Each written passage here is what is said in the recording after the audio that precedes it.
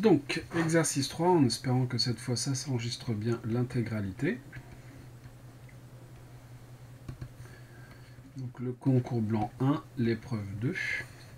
L'exercice 3, donc un exercice d'algèbre linéaire sans difficulté majeure. Première question, montrer que A est dans L de E. Pour montrer que A est dans L de E, il y a deux choses à faire. La première, c'est de montrer que A est une application linéaire. Et la deuxième chose, c'est que A va de E dans E, sachant qu'ici, E, c'est R2 crochet X. Bon. Donc je me donne deux polynômes de R2 crochet X. Donc dans E au carré. Lambda 1 réel. Et on va s'intéresser à A de lambda P plus Q. Sachant que l'application A, c'est P moins XP', donc c'est P moins X multiplié par P'. C'est-à-dire lambda P plus Q moins X facteur 2, lambda P' plus Q', puisque la dérivation en fait est linéaire. Donc ce qui va nous faire lambda P plus Q moins lambda X P' moins X Q', c'est-à-dire lambda facteur de P moins XP' plus Q moins XQ', c'est-à-dire lambda A de P plus A de Q. Donc A est linéaire.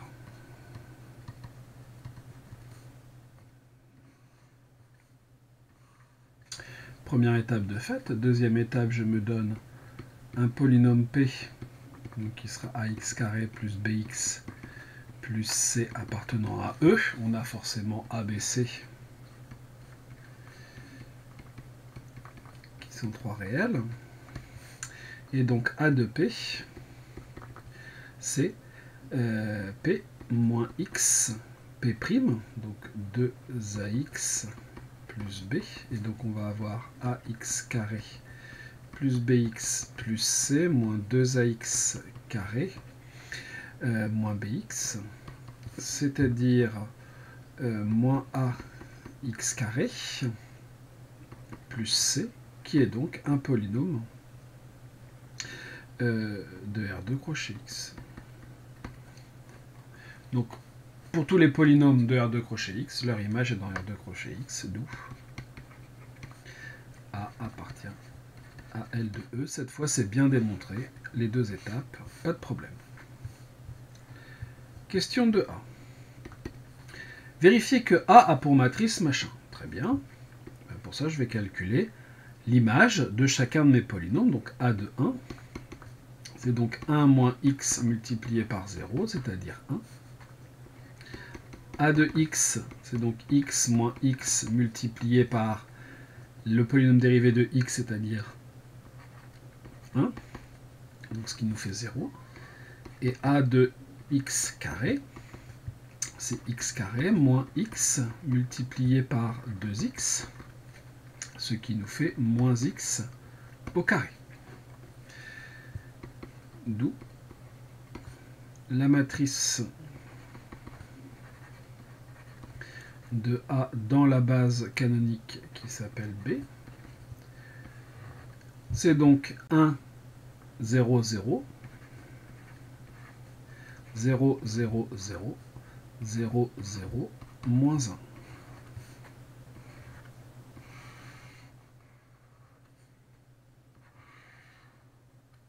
Je vous rappelle que pour calculer la matrice d'une application linéaire dans une certaine base, on calcule l'image de chacun des éléments de la base que l'on exprime en fonction des éléments de la dite base. Donc ici, en fait, j'ai 1 plus 0 fois x plus 0 fois x carré. Même chose pour les autres, je ne détaille pas. Question B. Déterminer le rang de la matrice A. Bon. Eh bien, le rang de la matrice A, ça va être le rang de la même matrice en ayant échangé les deux lignes pour l'échelonner en fait la matrice, est égal à 2. Rien d'autre à dire. Question C. En déduire la dimension de ker A. Eh bien, on sait que par le théorème du rang,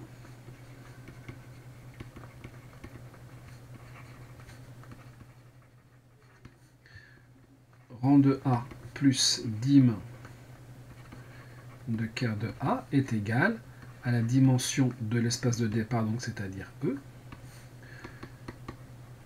Le rang de A, on l'a, plus la dimension de ker A que l'on n'a pas, égale dim de E que l'on connaît, c'est 3, d'où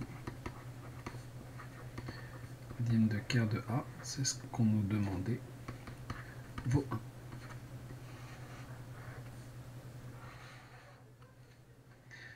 A n'est donc pas bijectif.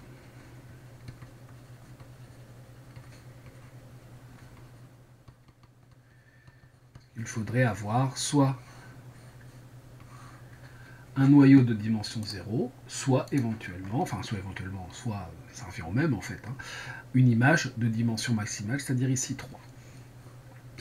Question 3. Déterminer ker A ainsi qu'une base de chacun de ces sous-espaces de E. Bon. Je sais que ker A est de dimension 1. Donc je me donne un élément de ker A. Attention, sachant que je parle ici de petit a, l'endomorphisme. Donc l'endomorphisme de E, donc quelque chose qui prend des polynômes, soit P appartenant à ker de A. On a donc A de P qui vaut le polynôme nul, ce qui revient à dire que, en fait j'ai déjà fait le calcul, hein, moins x carré plus c, qui vaut le polynôme nul, ce qui revient à dire que A est égal à C est égal à 0, d'où P est de la forme Bx, ker de A, c'est l'espace vectoriel engendré par juste le polynôme x.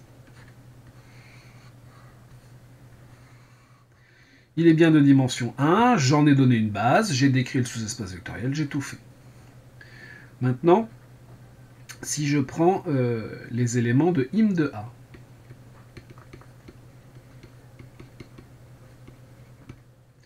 alors, hop. Non, je ne vais pas nous faire ça comme ça. Im de A.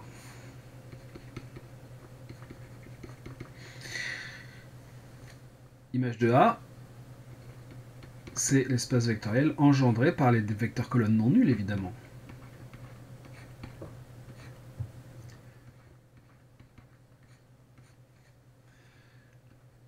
Qui en est une base. Alors, ces deux vecteurs étant non collinaires,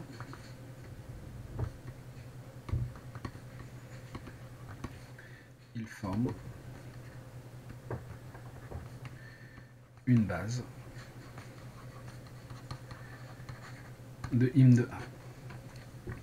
Mais ces vecteurs, en fait, ils représentent des polynômes. Or, 1, 0, 0 représente le polynôme 1 et 0, 0, moins 1, le polynôme moins x carré. Ce qui nous donne image de A, qui sera l'espace vectoriel engendré par le polynôme 1 et le polynôme moins x carré. En fait, on pourrait prendre le polynôme x carré.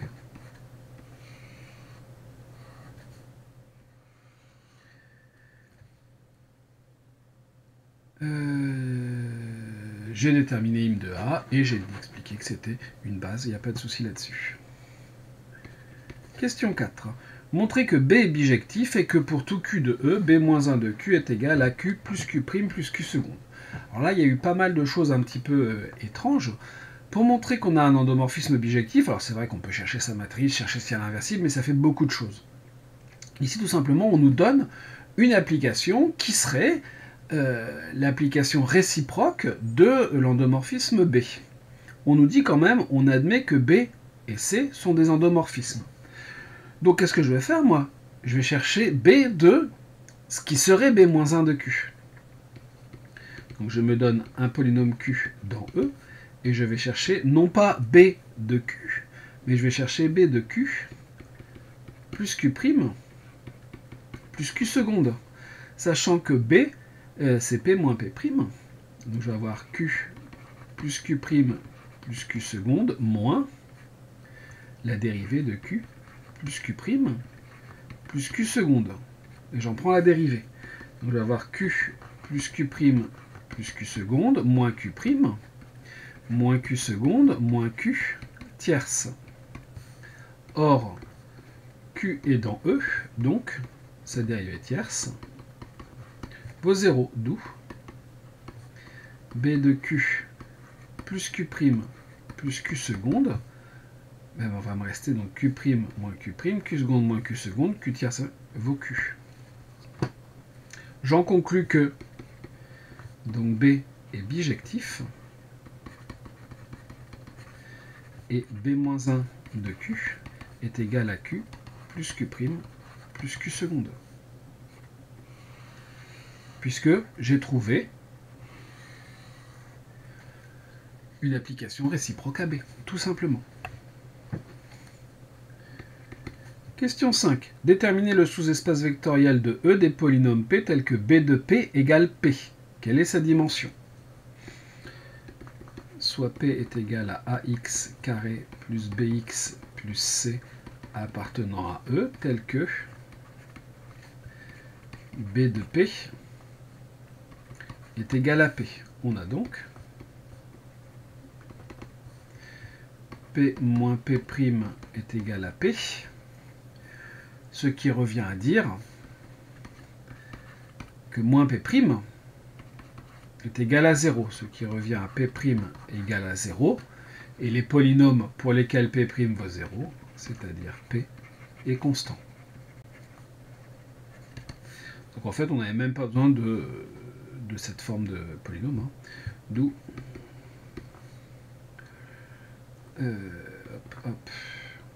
B de P égale P. Alors, pardon, P appartenant à E, tel que B de P égale P. C'est-à-dire, ce sont les polynômes constants. Polynômes constants. La dimension de cet espace, la dimension de l'espace des polynômes constants vaut 1. Hein.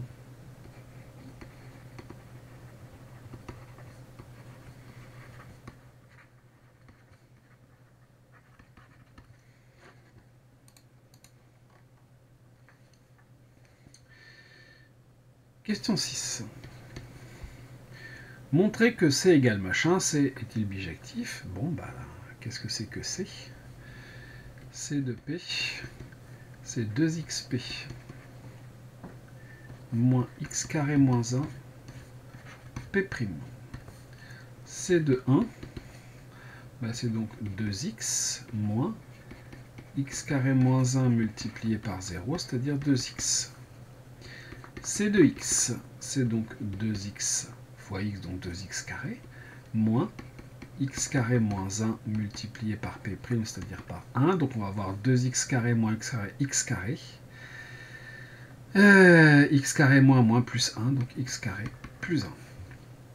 C de x carré, c'est donc 2x au cube moins x carré moins 1 multiplié par 2x, ce qui va nous faire 2x cube moins 2x cube, il n'y en a plus, moins et moins plus 2x. D'où C, qui est la matrice dans la base B de l'endomorphisme C, vaut 0, 2, 0, 1, 0, 1, 0, 2, 0.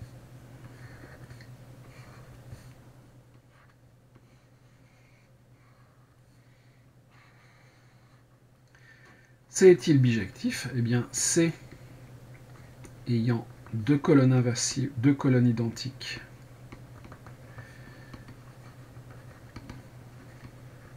n'est pas inversible.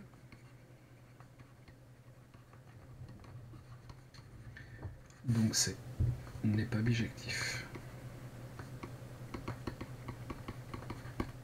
C'est terminé pour cette question.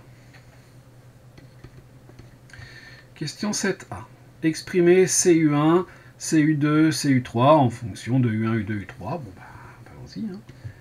CU1, c'est 0, 2, 0, 1, 0, 1, 0, 2, 0, que je multiplie par le vecteur colonne 1, 0, moins 1. Et ça va me donner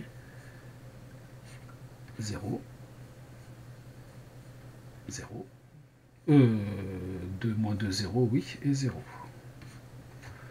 C'est facile, hein, ça vaut 0 U1, plus 0 U2, plus 0 U3. Ensuite, CU2.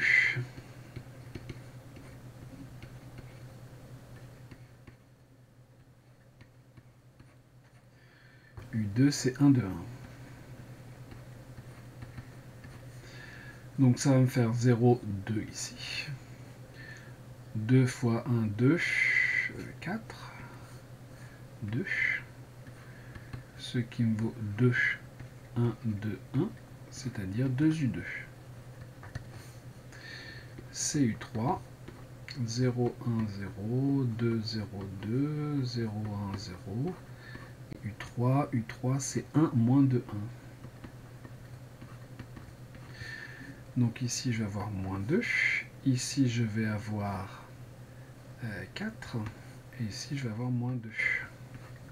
C'est-à-dire moins 2 facteur de 1, moins 2, 1. Donc j'ai donc moins 2U3.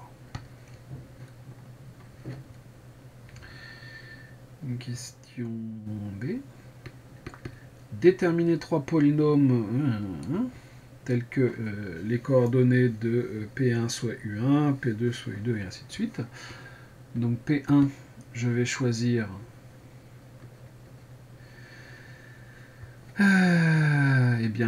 I1 moins x carré. P2, je vais choisir 1 plus 2x plus x carré. Et P3, je vais choisir 1 moins 2x plus x carré. Question C, montrer que P1, P2, P3 est une base de E. Très bien. Je me donne 3 coefficients dans R, tels que alpha P1 plus bêta P2 plus gamma P3 est égal au polynôme nul. J'ai donc alpha facteur de 1 moins x carré plus bêta facteur de 1 plus 2x plus x carré plus gamma facteur de 1 moins 2x plus x carré qui vaut le polynôme nul. C'est-à-dire que j'ai donc alpha plus bêta plus gamma en coefficient constant. En coefficient non constant, j'ai 2 facteurs de bêta moins gamma x plus en coefficient dominant, j'ai bêta plus gamma moins alpha x carré qui vaut 0. Deux polynômes sont égaux seulement s'ils ont les mêmes coefficients. Je vais donc avoir bêta plus gamma moins alpha qui vaut 0, bêta moins gamma qui vaut 0, et alpha plus bêta plus gamma qui vaut 0. Donc je vais donc avoir bêta plus gamma moins alpha qui vaut 0, bêta moins gamma qui vaut 0. J'ajoute ma première et ma troisième ligne, et je vais donc avoir 2 bêta plus 2 gamma qui vaut 0. Dans L3, j'ai fait L3 plus L1. Donc j'ai donc bêta plus gamma moins alpha qui vaut 0, bêta moins gamma qui vaut 0, et ici j'ai bêta plus gamma en fait qui vaut 0, donc si j'ajoute les deux lignes, je vais obtenir que 2 bêta égale 0, donc bêta égale 0. Bêta égale 0, j'en déduis que gamma égale 0, j'en déduis que alpha est égal à 0. Donc P1, P2, P3 est libre. et contient 3 vecteurs dans un espace de dimension 3.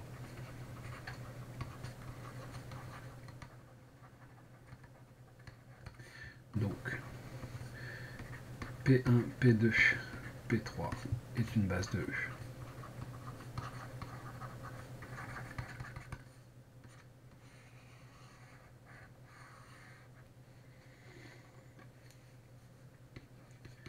Question D.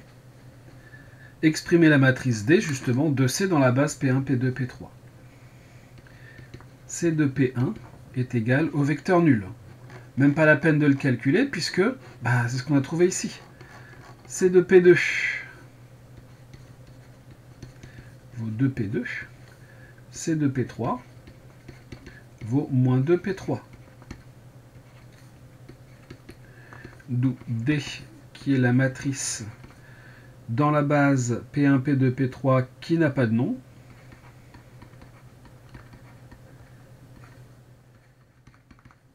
Vaut 0, 0, 2, 0, 0, 0, moins 2. Alors bien sûr, on pouvait chercher la matrice de passage, chercher l'inverse de la matrice de passage, mais c'était très très lourd. Question E. Soit P la matrice telle que C égale P d P-1, montrer que pour tout n, on a C puissance n égale P d puissance n, grand classique. Soit n appartenant à n, on note Pn, la proposition, eh bien C puissance n est égal à P d puissance n, P-1. Pour n égale 0, vous avez C puissance 0 qui vaut l'identité, vous avez P d puissance 0 P-1 qui vaut P I3 P-1, c'est-à-dire P-1, c'est-à-dire I3. Donc P0 est vrai. Soit n appartenant à n tel que C puissance n est égal à P d puissance n P-1. C puissance n plus 1, c'est C multiplié par C puissance n, c'est-à-dire C multiplié par P d puissance n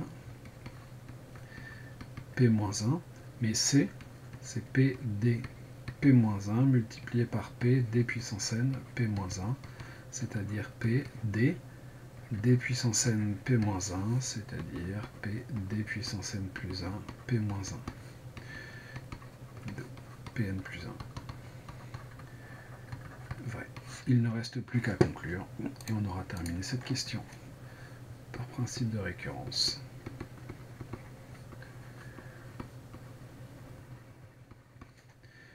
Pour tout n appartenant à n, C puissance n est égal à P d puissance n P-1.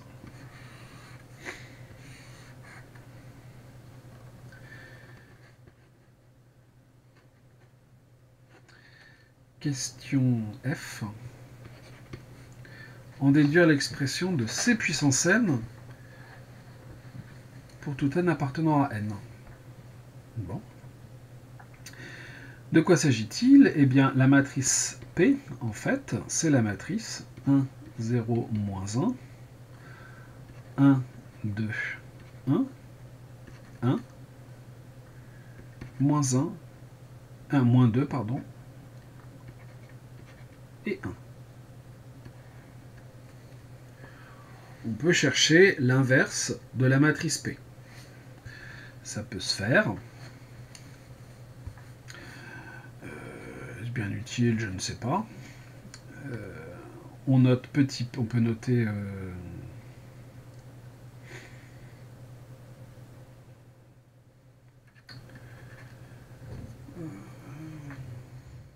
comment dire? Ouais, si, ça va quand même. On va quand même chercher la matrice P-1. Donc on a 1, 0, 0, 0, 1, 0, 0, 0, 1 par le pivot de Gauss. Donc je vais avoir 1, 1, 1, 0, 2, moins 2, ça c'est très bien, 0, 2, 2, en ajoutant L3 qui est L1 plus L3, 1, 0, 1.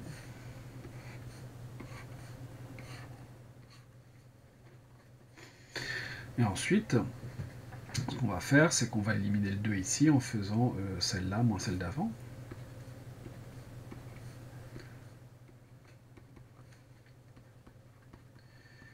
L3 moins L2, donc je vais avoir 0, 0, 4.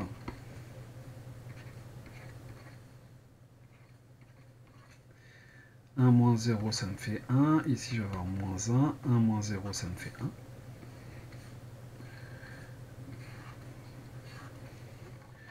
On va diviser par 4 maintenant.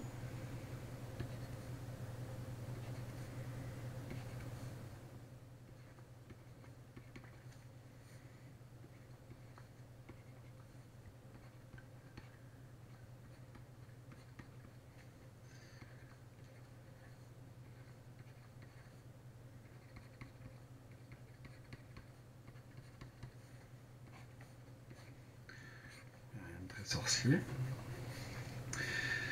Et donc, alors, la première ligne, on va pas y toucher pour le moment. La deuxième, donc on va faire 0, 2 et 0. Donc je vais faire L2 reçoit L2 plus 2L3.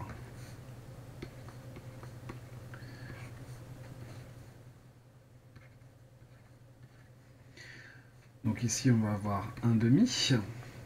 1 moins 1 demi, donc 1 demi. Et puis 1 demi ici.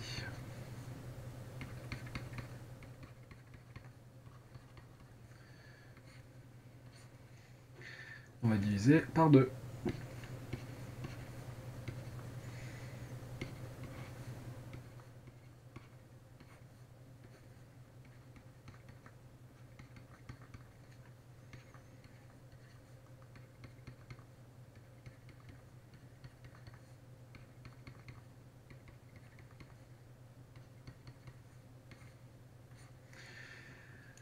Et on a presque terminé. Donc la première ligne reçoit la première moins la deuxième moins la troisième. Donc je vais avoir 1, 0, 0, 0, 1, 0, 0, 0, 1.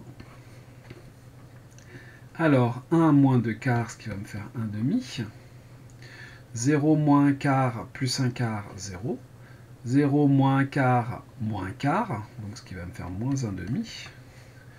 Et puis ici j'ai 1 quart, 1 quart, 1 quart. 1 quart, moins 1 quart, 1 quart. Et ça c'est P moins 1. Et donc on a C puissance n est égal à P multiplié par D à la puissance n, 0, 0, 0, 0, 2 à la puissance n, 0, 0, 0, moins 2 à la puissance n, P moins 1.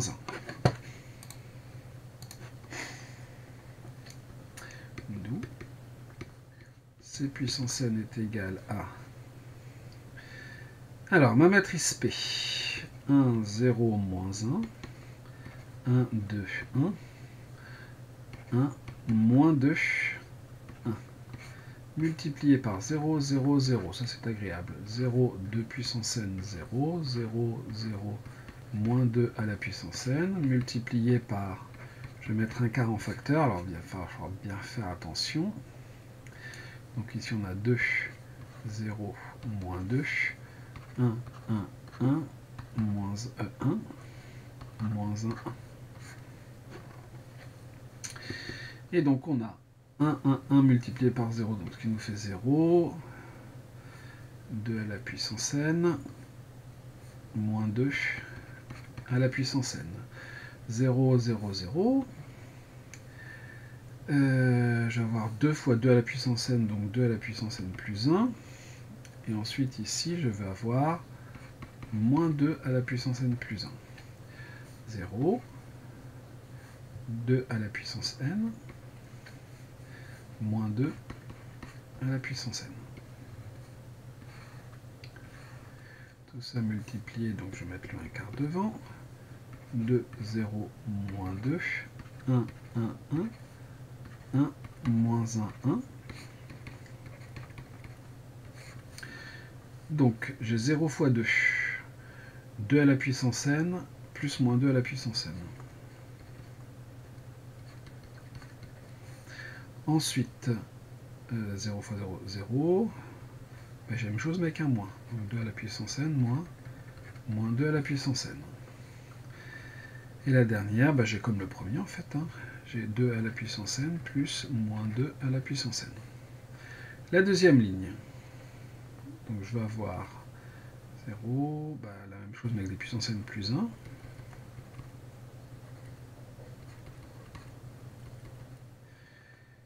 Ici, la même chose mais avec des moins.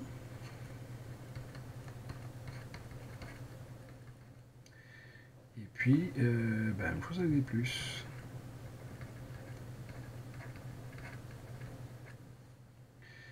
Et puis ben, la dernière ligne, et ben, c'est comme la première en fait. Hein.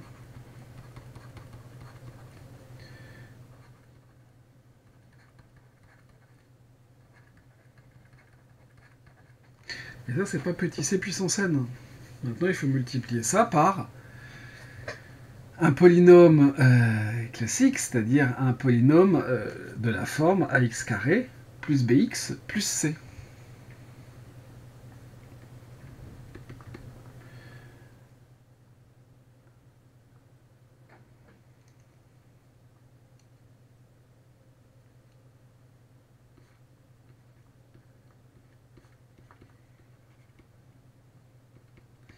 M3, 1, 2R. On a donc C puissance n A est égal à 1/4, 2. Donc ça, multiplié par, donc on va avoir A 2 à la puissance n plus moins 2 à la puissance n, plus B 2 à la puissance n moins 2 à la puissance n, plus C 2 à la puissance n plus moins 2 à la puissance n. Ensuite, on va avoir la même chose mais avec des puissances n plus 1.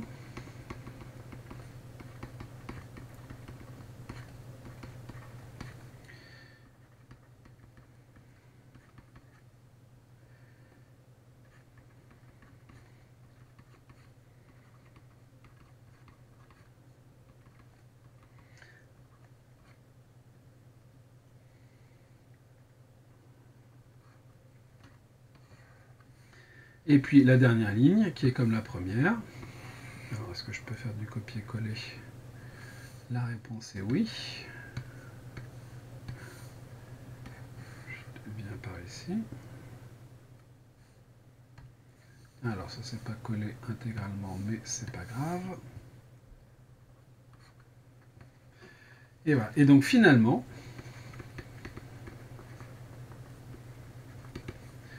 pour tout n appartenant à n, pour tout p appartenant à e, c'est puissance n de p. Alors on n'oublie pas que c'est pas la mise à la puissance n, mais c'est la composition par elle-même n fois. Ça vaut quoi? Ça vaut 1/4 de toute cette chose-là multipliée par x carré. Donc on a a facteur de 2 puissance n. Il manque toutes les puissances n en fait. Il manque pas mal de choses dans ce copier-coller. Hein.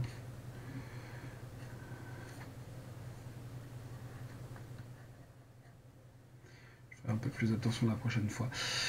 Donc 2 puissance n plus moins 2 puissance n plus b 2 moins... Alors c'est 2 puissance n moins 2 à la puissance n plus c 2 plus moins 2 à la puissance n x carré plus la même chose. Hop. Je vais essayer de faire du copier-coller. Éditer, copier, éditer, coller, hop. Juste. Ça a l'air un petit peu mieux.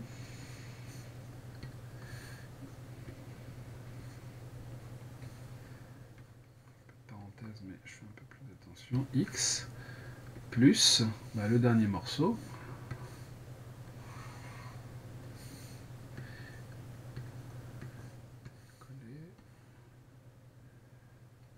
avec un peu d'entraînement on y arrive.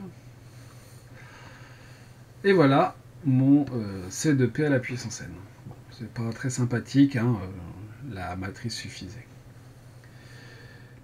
Question 8. Montrez que pour tout P, f de P égale P', sachant que f, c'est B rond A moins A rond B. Soit P appartenant à E, f de P est égal à B rond A moins A rond B.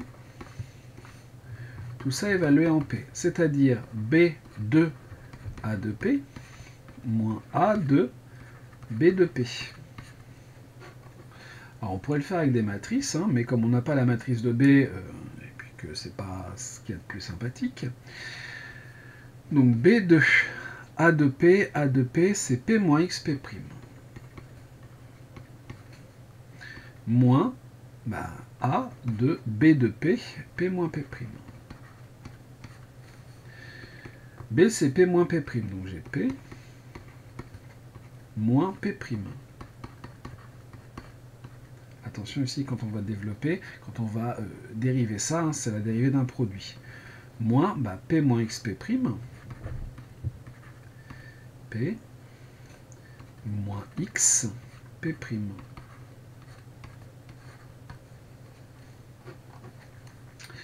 C'est-à-dire donc P moins X P', moins, il faut que je dérive ça, donc je vais avoir P', moins P', alors moins P' plus X P seconde. Moins, alors quand je vais développer ça, je vais avoir P plus P' plus X P moins P'.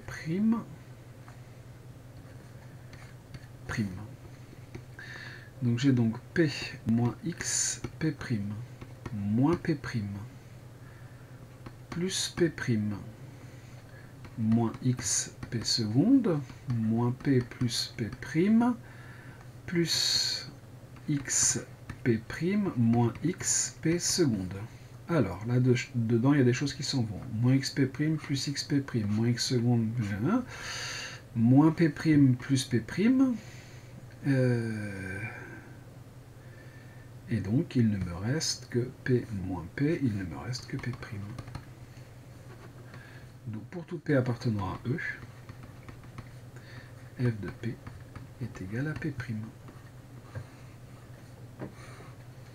On a presque terminé. Question 9, dernière question d'ailleurs. En déduire que BA moins AB au cube est égal au polynôme nul. Donc, on a f rond f de P est égal à P' dérivé deux fois, donc P est égal au polynôme nul, car P appartient à E, qui est R2 crochet x. Donc quand vous dérivez un polynôme de R2 crochet x trois fois, vous obtenez le polynôme nul. Bon. Or, la matrice de f rond f et la matrice de f élevée au cube. F comme f est égal à b rond a moins a rond b, vous avez la matrice de f dans n'importe quelle base, hein, dans la base B par exemple, la matrice de f dans la base B, qui vaut BA moins AB. Et donc, finalement, vous avez donc BA moins AB, qui représente la matrice de f au cube, qui vaut la matrice nulle. Et voilà pour cet exercice d'algèbre linéaire.